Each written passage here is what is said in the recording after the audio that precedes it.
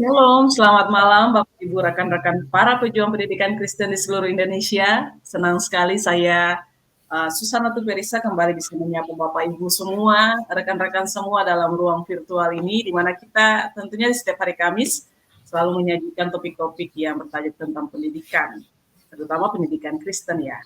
Nah, hari ini kita akan belajar satu topik yang uh, masih sangat relevan untuk kita pelajari bersama-sama dan menarik untuk kita bisa sharingkan juga kepada rekan-rekan kita yang lainnya supaya banyak orang juga diberkati dan mempelajari hal-hal yang apa saja perlu kita ikuti dari pembelajaran pada malam hari ini. Nah, malam hari ini topik yang akan kita bahas yaitu tentang mendorong minat anak dalam bidang STEM. Nah, penjelasannya akan seperti apa, maknanya akan seperti apa, akan dijelaskan langsung dengan narasumber kita pada malam hari ini. Saya izin untuk memperkenalkan narasumber kita, yaitu Ibu Mariana Magdalena Rajawane, MSI. Ibu Mariana adalah pengurus harian bidang 1 pengembangan pendidikan Majelis Pendidikan Kristen di Indonesia. Nah, selebihnya perkenalan seperti apa dan dengan dilanjutkan dengan materi Ibu Mariana akan sampaikan secara langsung kepada rekan-rekan semua setelah saya berdoa. Mari kita berdoa. Bapak yang baik, kami bersyukur untuk waktu yang Tuhan berikan lagi. Kami akan belajar malam hari ini. Kami mohon pimpinan dan kuasa Roh Kudus Tuhan menyertai kami supaya pembelajaran malam hari ini bisa kami terima dengan baik dan kami juga bisa mengaplikasikan dalam setiap pembelajaran kami. Tuhan berkati hamba-Mu Ibu Mariana yang akan menyampaikan materi pada malam hari ini. Biarlah setiap persiapan dan materi yang sudah dikemas dengan baik bisa tersampaikan kepada peserta yang mengikuti secara online dan secara siaran ulang nanti. Kami percaya kuasa Tuhan bekerja dan berkati semua perangkat yang kami gunakan. Dalam nama Tuhan Yesus kami berdoa. Amin. Baik, saya serahkan kepada Ibu Mariana. Ya, selamat malam para pejuang pendidikan, sebagaimana yang disampaikan tadi oleh Mbak Susan ya. Terima kasih untuk kesediaan para pejuang pendidikan untuk menonton atau melihat acara ini. Baiklah, sebagaimana yang sudah diperkenalkan oleh Mbak Susan, jadi saya adalah Ibu Mariana Magdalena Rajawane dengan latar belakang pendidikan saya adalah sains ya, dan saya juga kadang mengajar matematika. Oke, baiklah, kita akan mulai. Apa itu STEM? Ya, apa itu STEM? Tapi sebelumnya saya ingin membagikan apa pandangan Alkitab tentang pengetahuan yang diambil dari buku Stepping Stones to Curriculum dari Van Brummelen. Ya, ada 2 poin yang saya sampaikan di sini. Pengetahuan itu didasarkan atas pernyataan Tuhan dalam ciptaannya dan Alkitab. Yang kedua, siswa mempelajari ciptaan Tuhan dan bagaimana manusia membuka dalam hal ini rahasia ciptaan Tuhan, menyelidikinya dan menanggapi secara pribadi terhadap interpretasi dan isu ya. Jadi Tuhan menciptakan alam semesta dan segala isinya, dan di dalamnya ada hukum-hukum yang berlaku di dalam ciptaannya itu, di dalam alamnya ya. Dan siswa mempelajari ciptaannya itu. Pendidikan STEM itu apa? Ya. STEM itu adalah singkatan dari Science, Technology, Engineering, Mathematics. Jadi STEM itu bukan suatu kurikulum, tapi merupakan cara mengorganisir dan melaksanakan pembelajaran. STEM juga bukan mata pelajaran tunggal yang menggantikan mata pelajaran lainnya, tetapi justru menghubungkan mata pelajaran sehingga para siswa itu semakin melihat makna dari pembelajaran itu. Apa gunanya mereka belajar tentang sains, apa gunanya mereka belajar tentang matematika, dan bagaimana teknologi dan engineering itu hal yang penting juga untuk mereka lakukan. Apa yang didapatkan dari pendidikan STEM? Ya, memperdalam konsep, mengembangkan keterampilan dengan menerapkan apa yang telah dipelajari dalam situasi yang berbeda. Ya, fokus pada integrasi. Jadi dengan integrasi maka konsep makin didalami, berpikir lebih luas, dan mengembangkan solusi inovatif dan kreatif. Lalu kemudian membangun relevansi, ya, artinya masalah nyata atau situasi sekarang ini. Menekankan keterampilan abad 21 yang terkenal dengan 4C, berpikir kreatif, berpikir kritis, kolaborasi, dan berkomunikasi. Nah, ini gambaran tentang pendidikan STEM.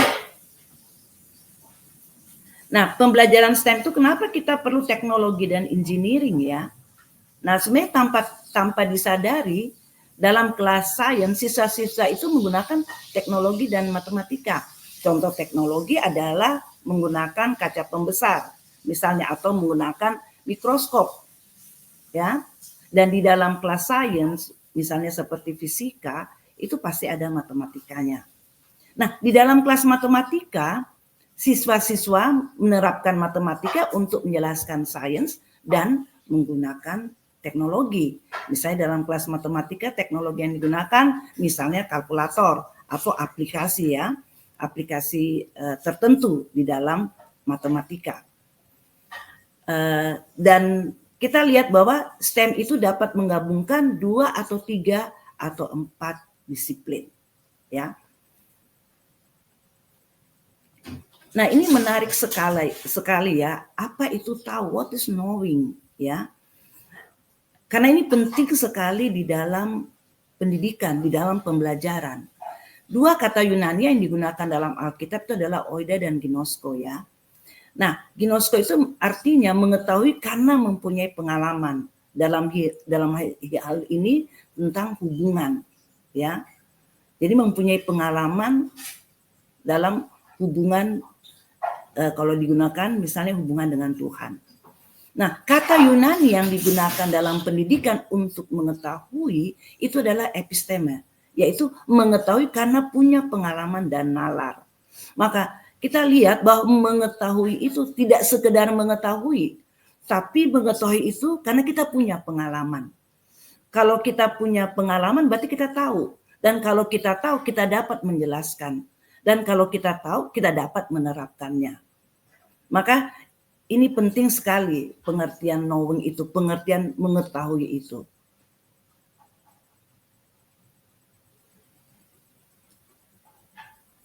Ada satu Chinese proverb yang sangat terkenal, ya. Kalau saya dengar, saya itu bisa lupa. Kalau saya lihat, saya ingat. Ya. Ingat itu kan belum tentu mengerti, ya. Saya lakukan dan saya mengerti. Maka pembelajaran itu penting sekali dengan menerapkan apa yang sudah dipelajari. Konsep-konsep yang sudah dipelajari itu bagaimana diterapkan dalam situasi yang berbeda. Ya, jadi tidak lagi what kalau kita belajar tentang sains misalnya, tetapi how to, ya. Tidak saja apa yang kita pelajari, tapi bagaimana kita menerapkan apa yang kita pelajari, khususnya untuk memecahkan masalah yang real. Nah, bagaimana kita memulai STEM itu? Ya, bagaimana kita harus memulai STEM ini? Nah, ini ada beberapa hal yang kita perhatikan. Berikan peristiwa yang menarik perhatian. Tunjukkan secara visual sehingga siswa itu dapat mengamati. Nah, nanti peristiwa tersebut dapat menghasilkan proses atau produk atau sistem yang dapat dikerjakan oleh para siswa. Ya, kita lihat ini. Nah, ini adalah berita yang cukup terkenal ya, mungkin sangat terkenal dalam seminggu terakhir. Karena 2 astronot itu kembali ke bumi setelah 9 bulan berada di stasiun ruang angkasa, ya. Kedua astronot ini bernama Suni Williams dan Wilmore, ya.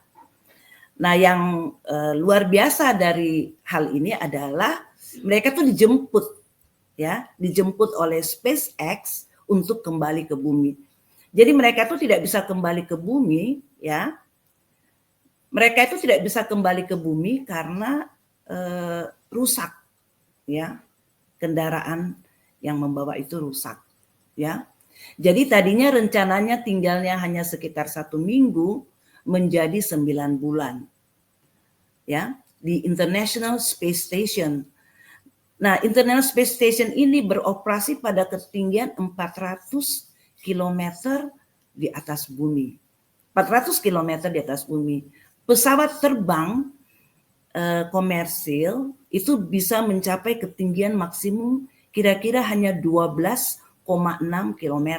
Ini bayangkan ya, 400 km di atas bumi. Mereka berada 400 km di atas bumi. Nah, kita lihat, kalau kita berbicara tentang atmosfer bumi, ya ini ada beberapa jenis atmosfernya, maka dari gambar ini kita lihat, ini adalah 400 km ya, ini posisi International Space Station.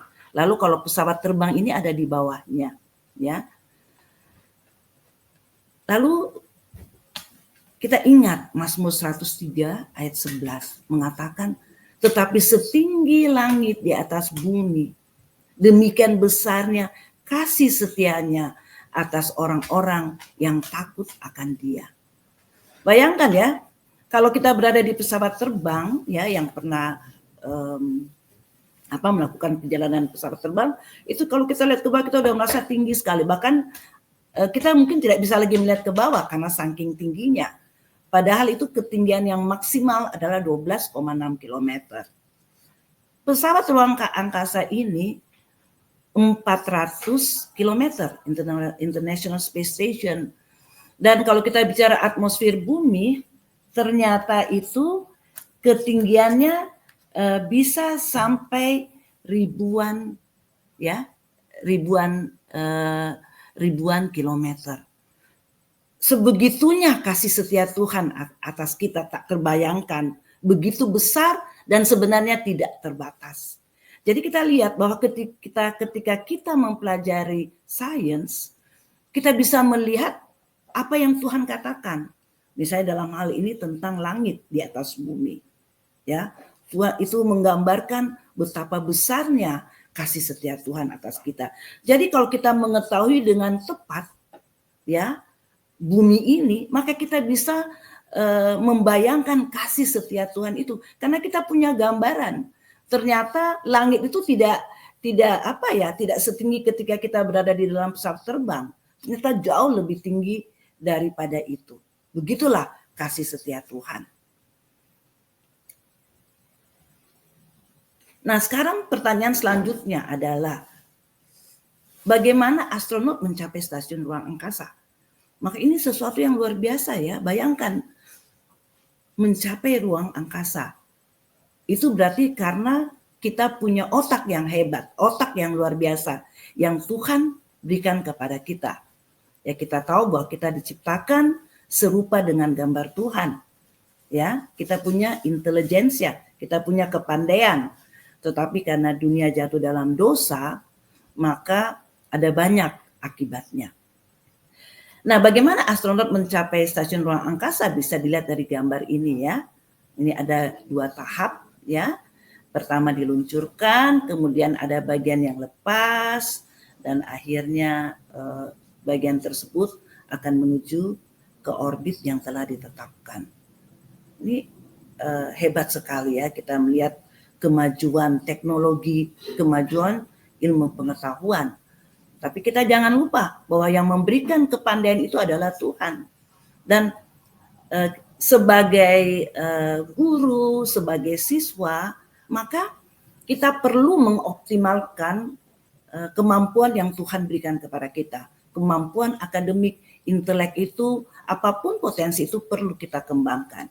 Karena kita lihat kalau kita mengembangkannya, kita bisa membuat hal-hal yang besar. Ya, seperti ini, bagaimana astronot mencapai stasiun ruang angkasa.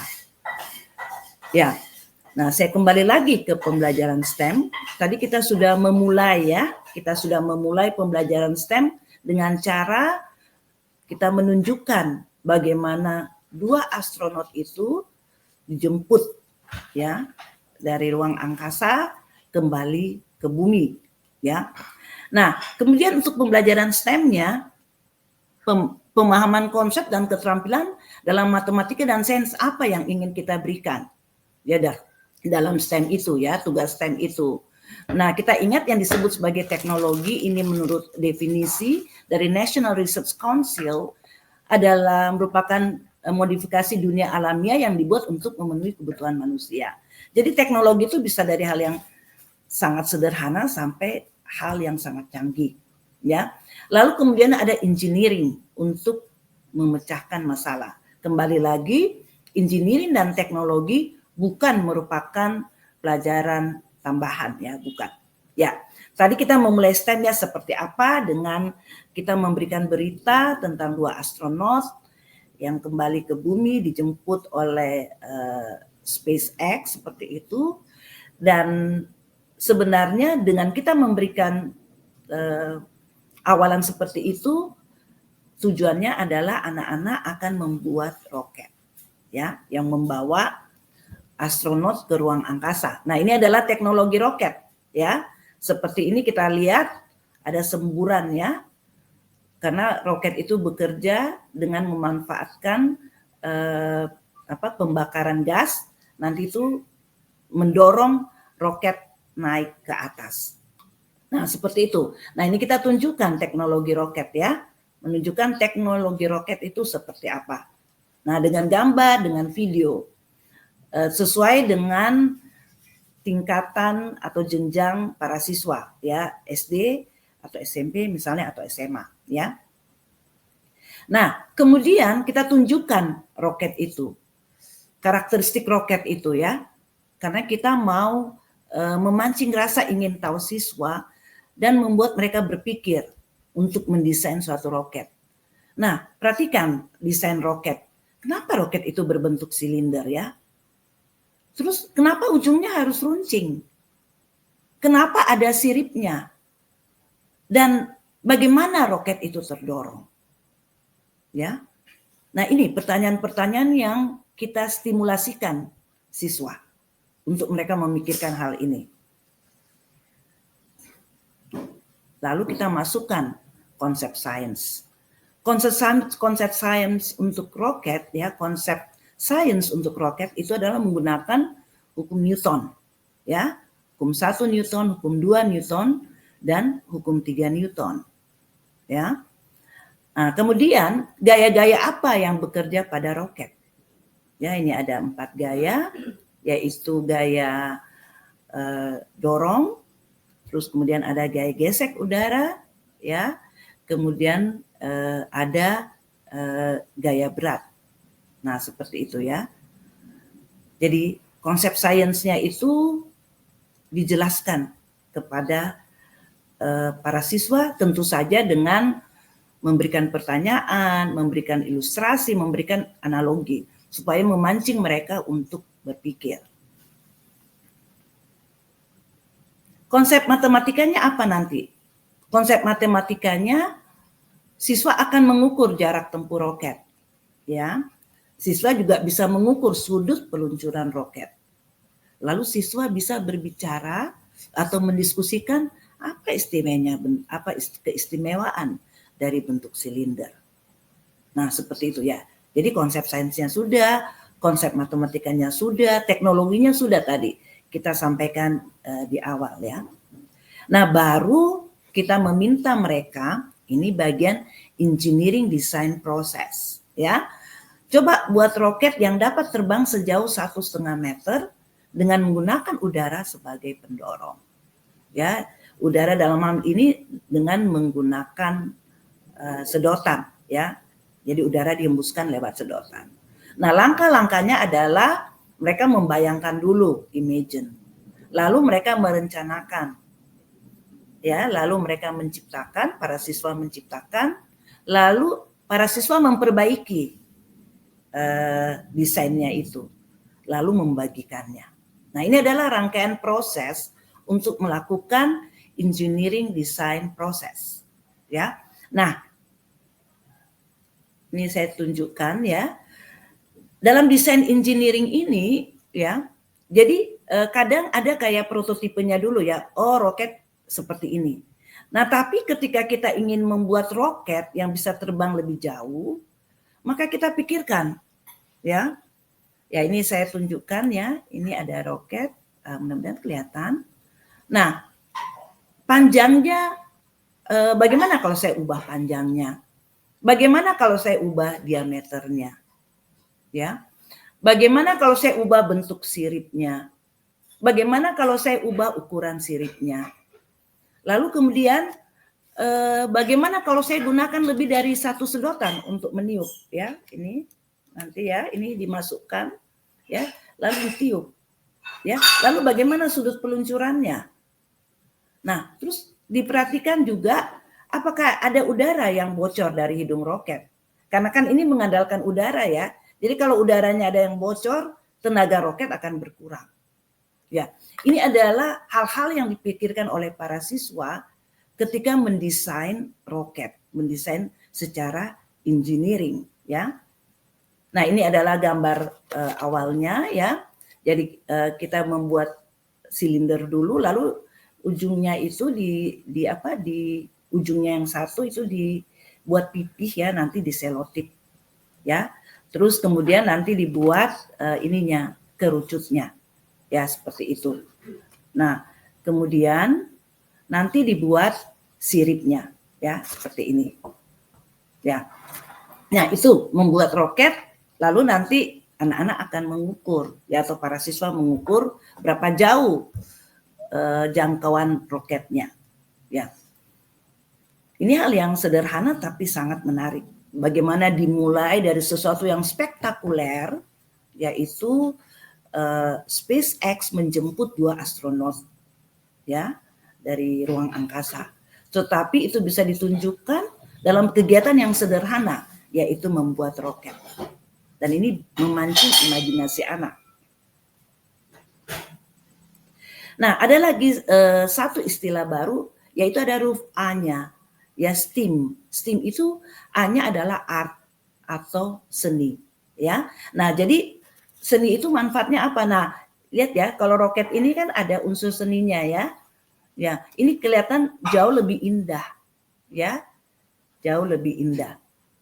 Nah, jadi kita bisa mendorong para siswa untuk mengembangkan produk misalnya yang ada nilai estetikanya, ya. Dalam hal ini berarti kita sudah menggunakan STEAM. Ya, kembali lagi berarti pemahaman STEM itu apa? Pembelajaran yang berkaitan dengan dunia nyata, yang relevan dan kontekstual. Menjawab permasalahan yang ada di sekitar siswa sehingga siswa menjadi berkat bagi sesama. Nah, contoh sederhana lainnya, ada tumpahan minyak disebabkan oleh kebocoran dari tanker minyak. Bagaimana membersihkan tumpahan minyak tersebut? Karena tumpahan minyak itu dampaknya kurang baik ya, bahkan bisa sangat buruk terhadap makhluk hidup. Ya, nah bagaimana membersihkan minyak tersebut? Nah, ini bisa juga menjadi satu tugas bagi para siswa. Coba kamu pikirkan bagaimana membersihkan tumpahan minyak di dalam air misalnya. Ya, lalu ada juga untuk membuat solar oven, ya, ada membuat solar oven, ya, kita tunjukkan oven ke siswa, lalu kemudian kita diskusikan, siswa dengan guru mendiskusikan bahannya oven, struktur, dan hal lainnya, lalu kemudian apa yang bisa dipelajari dari teknologi oven, itu yang ditanyakan, perubahan energi apa yang terjadi di dalam oven, perpindahan panas apa yang terjadi dalam oven. Lalu ini contohnya ya, ini sumber gambarnya seperti itu. Nah, jadi di dalam STEM itu kita merancang suatu model proses atau suatu sistem untuk memecahkan suatu masalah dengan menggunakan studi sains, teknologi, dan matematika. Ya, engineeringnya itu ketika kita merancang. Nah, contoh masalah yang lain adalah coba desain suatu wadah yang menjaga telur tetap utuh ketika dijatuhkan dari ketinggian tertentu. Apa konsep sainsnya, apa keterampilan matematika yang dibutuhkan, dan teknologi apa yang digunakan. Ini bagian yang terakhir dari presentasi tentang STEM. Coba kita refleksikan, para pejuang pendidikan refleksikan, apa 3 hal baru yang didapatkan, apa 2 hal yang belum dipahami, dan apa 1 hal yang akan diterapkan. Terima kasih. Ya, Mbak Susan. Terima kasih Ibu Mariana untuk materi luar biasa malam hari ini, dan ada tambahan PR dari Ibu Mariana tadi ya. Bapak Ibu bisa ketik di kolom chat atau kolom komentar apa yang menjadi PR dari Ibu Mariana. Saya langsung saja kepada pertanyaan yang sudah masuk, Ibu Mariana. Pertanyaan pertama, mengapa integrasi STEM di bidang STEM ini atau sains, teknologi, dan teknik dan matematika ini penting dalam pembelajaran modern, dan seberapa efektif pembelajaran berbasis pengalaman dalam membangun keterampilan STEM-nya anak, STEM pada. Iya. Kalau integrasi bidang itu sudah merupakan satu keharusan sebenarnya. Tidak ada ilmu pengetahuan yang bisa berdiri sendiri sekarang, saling membutuhkan satu sama lain. Karena itu akan menghasilkan produk atau proses atau sistem yang jauh lebih baik kalau ilmu pengetahuan itu saling mendukung. Ya, jadi saya ambil contoh ya, misalnya sangat sederhana, membuat gigi palsu. Ya, di situ ada materi gigi palsu itu apa? Itu kan kalau bicara materi itu kimia, ya. Nah, kemudian ada kekuatannya. Nah, itu orang fisika bisa mengetahui kekuatan dari bahan tersebut. Lalu strukturnya seperti apa? Jadi integrasi atau lintas bidang ilmu itu memang sudah tidak terelakkan ya di zaman modern ini. Nah, pembelajaran berbasis pengalaman itu penting. Ya, pentingnya karena apa? Anak itu tahu. Kalau dia punya pengalaman, maka dia tahu apa yang harus dia lakukan ketika dia bertemu dengan suatu masalah yang baru. Jadi konsep sains yang sudah dia kuasai, dia terapkan dalam hal yang baru. Dia betul-betul mengerti ya, bukan tahu. Kalau dalam taksonomi Bloom itu level yang paling rendah, hanya tahu. Ya, tapi tidak memahami. Itu bisa tahu tapi tidak memahami. Kalau ini tahu, memahami dan menerapkan. Nah, itu yang akan dicapai oleh anak-anak, ya. Ya, baik, terima kasih Ibu Mariana. Sekiranya bisa menjawab pertanyaan yang sudah disampaikan. Saya lanjut ke pertanyaan yang kedua, Ibu. Ya. Bagaimana memastikan bahwa pendidikan dalam bidang STEM dapat diakses oleh semua anak, termasuk mereka yang memiliki keterbatasan dalam hal ekonomi atau juga ada di daerah-daerah yang susah untuk menjangkau akses teknologi, Bu. Nah, bagaimana memastikan, Bu? Dan upaya yang tepatnya bagaimana? Iya, terima kasih. Pertama, tadi berikan hal yang visual, yaitu gambar. Kalau kita tidak punya yang nyata, maka kita berikan gambar. Ya, gambar itu. Nah, anak-anak bisa belajar dari gambar. Nah, kalau kita bicara tentang STEM, itu tidak selalu kita bicara sesuatu yang butuhkan teknologi tinggi, tidak. Ya, misalnya kalau membuat roket ini ya, bahannya sangat sederhana karena mainnya di kertas. Dan kertas saya pikir dipunyai oleh tempat-tempat yang sulit akses ya. Pasti kalau kertas itu ada. Jadi memang para guru harus memilih bahan-bahan yang ada di sekitar mereka, bahkan kalau bisa manfaatkan misalnya kertas bekas, ya. Nah, selain buat roket, kita bisa juga buat helikopter, kita bisa juga buat pesawat kertas. Pesawat kertas itu kan anak-anak sering buat ya. Tapi itu bisa dikembangkan. Coba kamu desain pesawat kertas itu supaya terbangnya lebih jauh. Nah, itu di situ anak-anak berpikir, kira-kira dia desain seperti apa. Jadi mulai dengan hal yang ada di sekitar kita, yang bisa dijangkau. Prinsipnya harus bisa dijangkau, harus bisa diperoleh.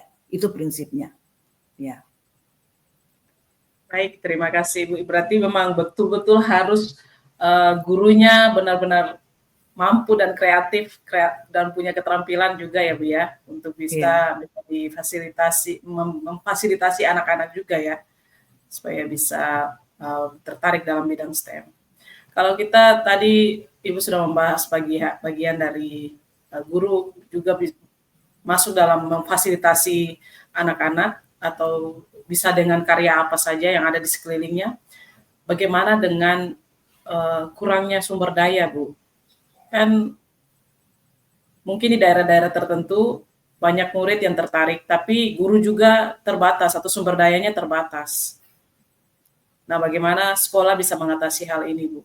Ya, jadi kembali lagi sekolah itu memanfaatkan yang di sekitarnya, ya, di sekitarnya. Misalnya apa ya? Misalnya kayu, ya misalnya ada kayu ya, ada batu. Tapi tentu saja tergantung dengan apa yang mau ditugaskan kepada siswa. Tapi biasakan dengan apa yang ada di sekitar mereka. Jadi pembelajaran itu memang sesuai dengan konteks mereka. Nah, itu salah satu cara. Karena setiap daerah pasti punya alam tersendiri, sumber daya alam tersendiri ya. Dan justru itu akan membuat anak-anak makin mengerti sumber daya alam mereka. Jadi kalau ada persoalan, mereka tuh lebih tahu untuk menyelesaikannya. Misalnya ada persoalan di sekitar alam mereka ya. Justru itu yang kita inginkan dari anak-anak atau dari para siswa. Baik, menarik. Walaupun banyak tantangan atau hambatan-hambatan, tapi kita berharap pejuang-pejuang pendidikan Kristen atau pejuang-pejuang pendidik di daerah-daerah bisa semangat ya Bu ya, untuk menjadi untuk memfasilitasi anak-anak atau penerus-penerus bangsa dalam bidang STEM ini. Terima kasih Ibu Mariana untuk materi yang sangat luar biasa pada malam hari ini kita belajar, dan akhir dari sesi ini saya kembali mempersilahkan Ibu untuk menyampaikan closing statement, dan setelah closing statement Ibu bisa langsung menyampaikan berdoa untuk kita semua dan juga untuk guru-guru dalam setiap tugas tanggung jawab mereka di mana saja. Ya. Jadi pembelajaran STEM adalah pembelajaran yang ampuh ya untuk membuat anak lebih tahu, untuk membuat anak kritis dan kreatif, tetapi tidak selalu memerlukan hal-hal yang canggih. Bisa dimulai dari apa yang kita punya di sekitar kita. Jadi mungkin yang saya inginkan adalah saya mendorong kita semua para pendidik untuk giat melaksanakan pembelajaran STEM di dalam kelas kita. Baik, bisa langsung ditutup dalam doa. Ya, mari kita berdoa. Bapa di surga, terima kasih Engkau telah memimpin kami selama presentasi ini. Terima kasih Engkau adalah sumber hikmat, sumber pengetahuan. Engkau Tuhan yang menciptakan alam semesta dan hukum-hukum yang ada di dalamnya. Dan kami berharap kepada Engkau saja Tuhan untuk menolong kami supaya kami dapat mengajarkan STEM ini kepada anak-anak kami. Terima kasih Tuhan, terus memberkati kami semua para pendidik Kristen supaya kami menjadi berkat Tuhan bagi anak-anak kami. Di dalam nama Tuhan Yesus, Tuhan dan Juru Selamat kami, Raja di atas segala raja, kami sudah berdoa dan mengucap syukur. Amin. Baik, terima kasih Ibu Mariana sekali lagi untuk menyampaikan materinya. Tuhan memberkati Ibu dalam setiap tugas tanggung jawab pelayanan dan pekerjaan yang Tuhan percayakan, juga keluarga. Tuhan memberkati. Dan Bapak Ibu semuanya, terima kasih yang sudah menonton dan mengikuti. Jangan lupa untuk di-share juga kepada rekan-rekan Bapak Ibu yang lainnya, supaya banyak orang juga diberkati dan bisa belajar banyak hal melalui pembelajaran pada malam hari ini. Tentunya tadi ada PR yang disampaikan oleh Ibu Mariana, Bapak Ibu bisa ketik di kolom komentar. Jadi refleksinya 3 hal baru apa yang Bapak Ibu dapatkan, 2 hal yang Bapak Ibu belum paham, dan 1 hal yang perlu Bapak Ibu terapkan. Bapak Ibu bisa sampaikan di kolom chat ya. Kita akan bertemu lagi di minggu depan dengan topik dan narasumber yang berbeda. Selamat malam dan Tuhan Yesus memberkati kita semua.